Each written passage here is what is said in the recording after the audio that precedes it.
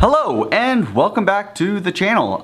Today we'll be talking about a couple of questions that you guys have sent me, going over a few videos that you guys have also sent me, and to talk about how, the benefits of taking certain things can help athletes improve their overall well-being.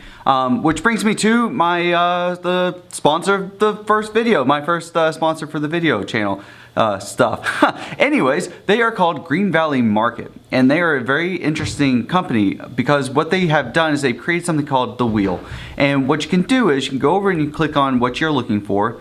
They even got stuff for pets. They've got topical, cosmetic, edible, and ingestible. You can go topical, especially for athletes that are trying to find those target areas of muscle or joint pain. So I would go over to the gel. I would look for, of course, the relief, because what a lot of we're looking for is that inflammation relief. You can go soothing, freeze cold, or muscle gel, and it brings you to something that can really help with inflammation. It can help with trying to relax a certain area. Maybe you've gotten spasms or you're getting cramps. This can help with that. So if you're looking for a good product, it's affordable, it's shippable, so you don't have to really worry about going and buying it. And if you're 18 and older, of course, you're free to use. If you're younger than 18, consult with your doctor, guardian, or your pediatrician, doctor, whatever it is. So give them a look, check them out. They've got some fantastic stuff. If you're pet owners, they even got stuff for your pets. Can't beat that, especially around the holidays where fireworks are going off for the New Year, or around the 4th of July when they're shooting off fireworks for Independence Day. So yeah, check them out, and let's get into the video.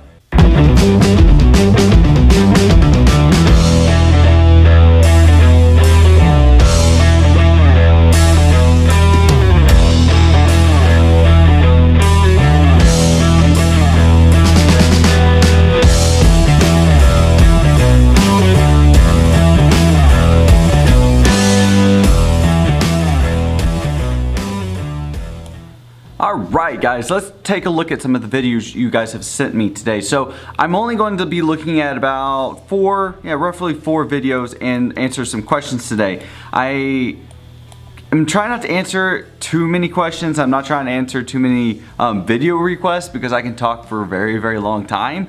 And I found that if I at least shorten them, it gives me more content for more videos. So today we'll be looking at a couple of shooting drills that some people have been sending me, some games, and yeah, let's get into it. So the first one, let's see. Okay, so the first thing that I see when you take your shot, you keep your eye on the goal. That's very important. A lot of players will look at the goal, or they won't look at it at all, and they'll just hit the ball as hard as they can. The next thing that you're doing that's really nice is that whenever you shoot, you're falling forward. You're actually progressing forward. You're not just taking the shot and stopping. A lot of players get into a bad habit of taking a shot and not following through with it. That's the reason why you have all that power that goes behind it, because you're prepared to swing through it. Your foot placement for the aiming is very nice. You have that down really well, and you've definitely focused on being able to place it well. You have nice power behind it because you're able to get around it, and you're keeping your eye on goal. So this is a really nice shot. So one thing that I would like to see this progressing to is doing this through an obstacle, or doing this with pressure, so beating the opponent and taking the shot, or doing something that challenges you to really make sure that you're on point with your shots. So it's difficult to do, especially if you're working by yourself, but you can always, I see you're out at a park, so if you want, you could always go get some sticks, stick them in the ground, or pick up some rocks and put them down and dribble through them, touch out and take a shot, and try to keep the consistency. Wow. At least I'm consistently bad at saying consistent, yeah. Anyways, moving on. So try to challenge yourself to be consistent with that shooting through obstacles and pressure. So let's look at the next video that we got going on here. Okay, good pass from the back. It's a good breakaway, good read of the play, and it's a nice, nice simple shot into goal. This is a very well placed shot, but the pass from the back could have been probably a little bit better, so you had to put in a lot of effort. So whenever I'm telling my players that you need to make sure that your passes lead your teammate in the direction in which they're facing or wanting to go, this is kind of a good example. Even though it was a good pass, is like, I'd probably give it about a 5 out of 10 because you did get lucky that his foot was able to come up and he was able to bring it down and still continue forward. You really want to make sure you angle those passes a little bit more and you place them so that the player is able to run with the ball and not have to do any extra work to settle it or readjust their focus downfield. And that it's basically nice and smooth. This one's a little choppy, but he was able to recover, send the ball to his feet, and progress down with a nice simple touch into goal. So it's always nice to see hard effort ending in simplicity. Simplicity is always so much easier. And one of the things I always tell my players is that you should never follow up a power shot with another power shot. So this kind of comes into play with this. So he basically did something difficult and he ended with something simple. Same thing when you're shooting. When you shoot a hard power shot, if it ricochets off the goalkeeper, if it ricochets off the pole, you want to make sure that you finessed it in with a nice simple placed shot, which he was able to do. So let's look at the next one. And okay, we've got another nice good pass. Now I'm gonna stop it here real quick. What you might have seen, the difference between the one before and this one is that ball is in front of him leading, so that ball comes into the path in which he's heading downfield. He doesn't have to do too much other than keep his pace forward, maybe accelerate a little bit, but it's in the direction in which he's going, and all he has to do is stay behind the ball and stay controlled. Let's watch the rest of it. Beats the opponent and gets a nice shot into far upper post. This is a good example of a good, well-placed pass from the back, a nice through ball, leading the striker into the opponent's half, beating the defense, and all he has to do is control the ball the rest of the way and have a nice shot into goal.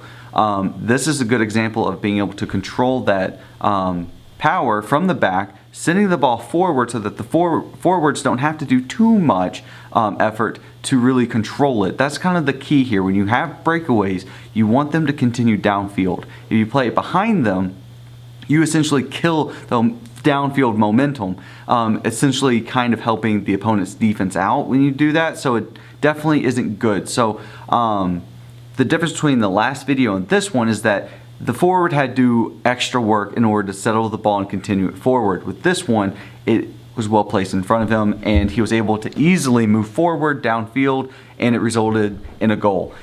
Both resulted in a goal, but one took a lot more effort than the other because of a well placed pass. So let's look at the next one and see what we got going on here.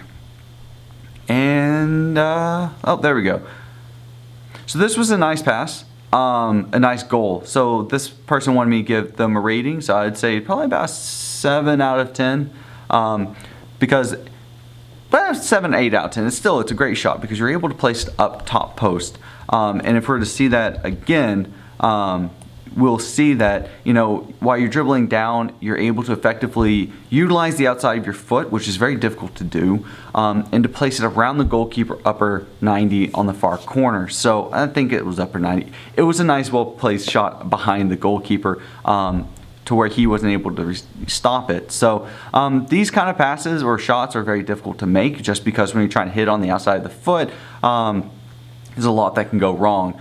But the one thing that I can take away from this, and the reason why I might give it a 7 out of 10, is because you kind of seem like you're really trying to force that foot, which isn't a problem, but don't be afraid to swing across with the weak foot. So a lot of people do everything they can to avoid shooting or passing or executing with the left foot because they know it won't be as successful.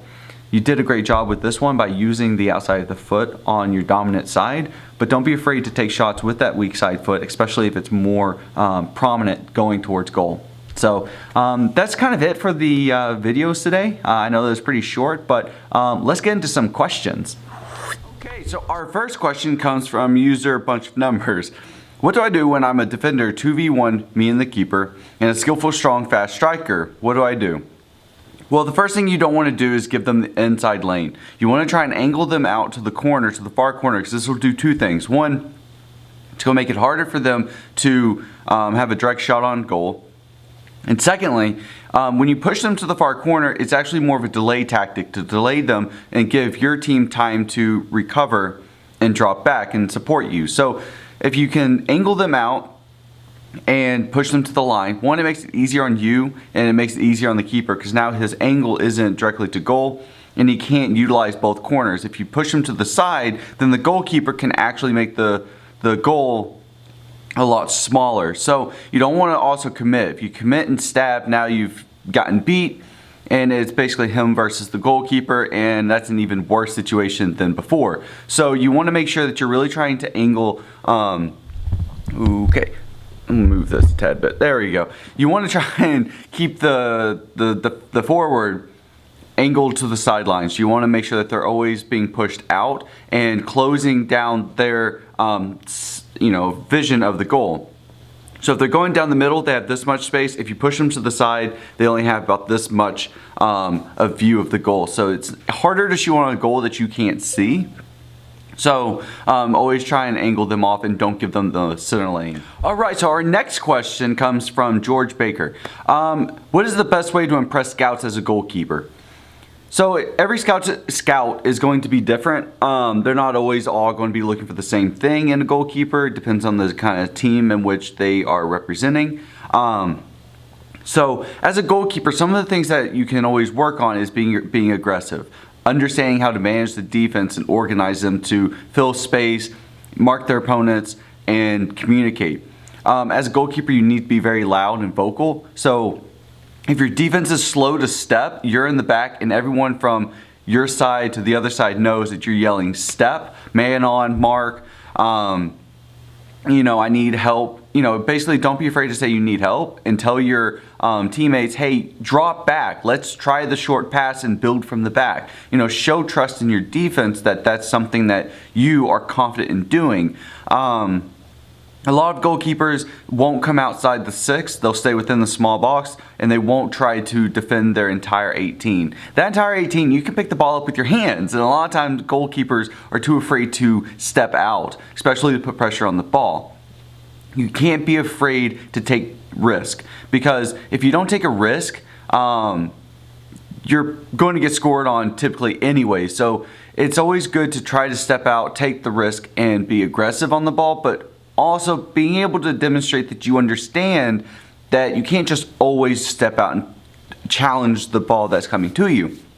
You're able to assess various different situations, and you're able to command your entire box, which is very important for scouts to see, is that you're not afraid to come out and defend your home, because that box, that whole 18 area is your box. Don't let the other team walk all around it. All right, so here's another good question from Daddy. How do I get good at headers? Headers are one of those things that you don't learn till later on in your career for concussion reasons and other developmental issues with the brain. But one of the most important things that you need to do as a header is you need to make sure that you keep your eyes on the direction in which you want the ball to go. So if I want to send the ball straight to you, I have to keep my eye on the lens, or you, and make sure that I'm sending it to you, not closing my eyes. Because the second you close your eyes, you can actually overcommit and hit it too far, or miss it completely, or it can hit you in different spots that are not ideal for heading the ball properly. When you're heading the ball, you want to make sure you keep it right here in the middle of the forehead, or slightly off depending on how you're trying to angle it, but really right here is where you want to make sure you hit the ball. If you hit it on top, it's going to hurt. That's where you'll get the headaches, you'll get the inconsistencies, and you'll get a lot of issues with control, as well as injury prevention is best here. If you hit it too low, of course you're hitting your nose, and that's painful. But to practice this, it's really just having someone toss you the ball, and you work on heading the ball. Think of the headers, if you're trying to hit the ball from the ground, think of it as doing a throw-in. You can't lift your feet up. You lift your feet up, you'll lose a lot of power, and you won't have a strong foundation, and you'll look goofy. If you're trying to do it like diving headers and stuff, you just gotta make sure you keep your eye on the ball, or your eye not only on the ball, but also where you want the ball to go, and to always hit it in the middle of your head. A lot of times, coaches don't teach this because they're afraid of what might happen, and you can't be afraid. You gotta teach players how to do headers because it is part of the game. It is part of what needs to be done sometimes. So if you're not practicing headers, you'll never get good at them. So really, as a coach, you need to make sure that you teach headers but not in long durations, because that's where injuries and headaches and migraines and concussions come from. All right, so the next question comes from Hayden Daly.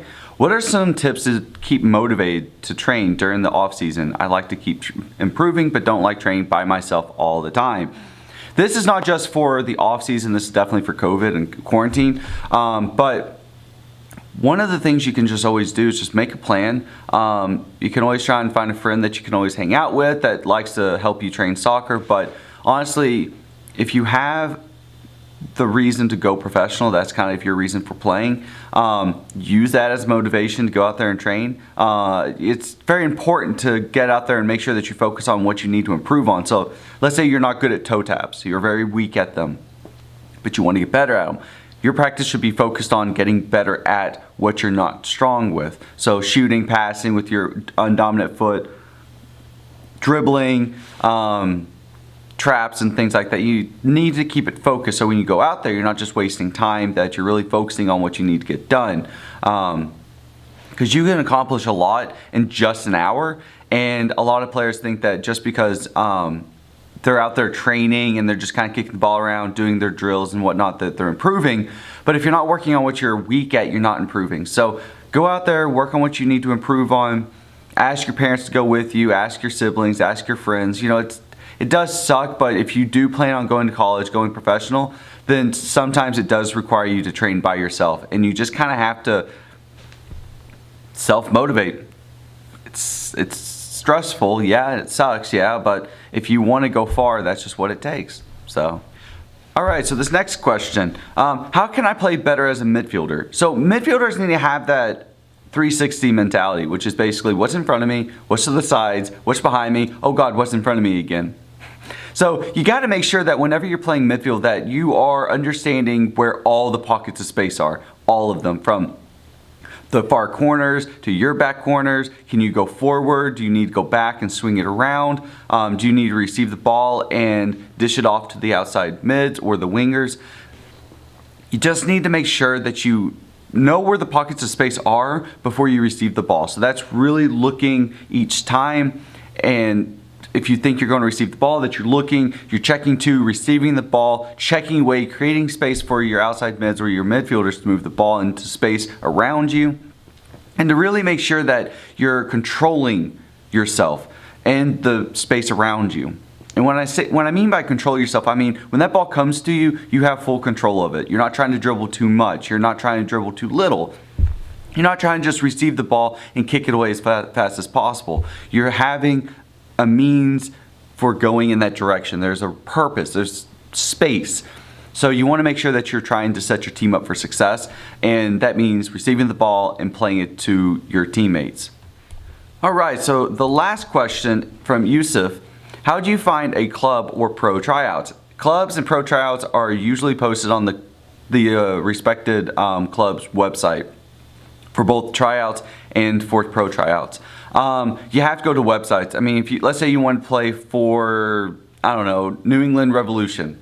The only way you're going to be able to play for New England Revolution is if you keep checking their website. When are their tryouts? Who do I need to connect with? You know, all these things, because every club is different. There's no one answer other than you need to look at their website, go to tryouts. If you're trying for their academy, then you need to type in professional club, youth academy, and that part of their website will show up, and you kind of just go through there and look for tryouts.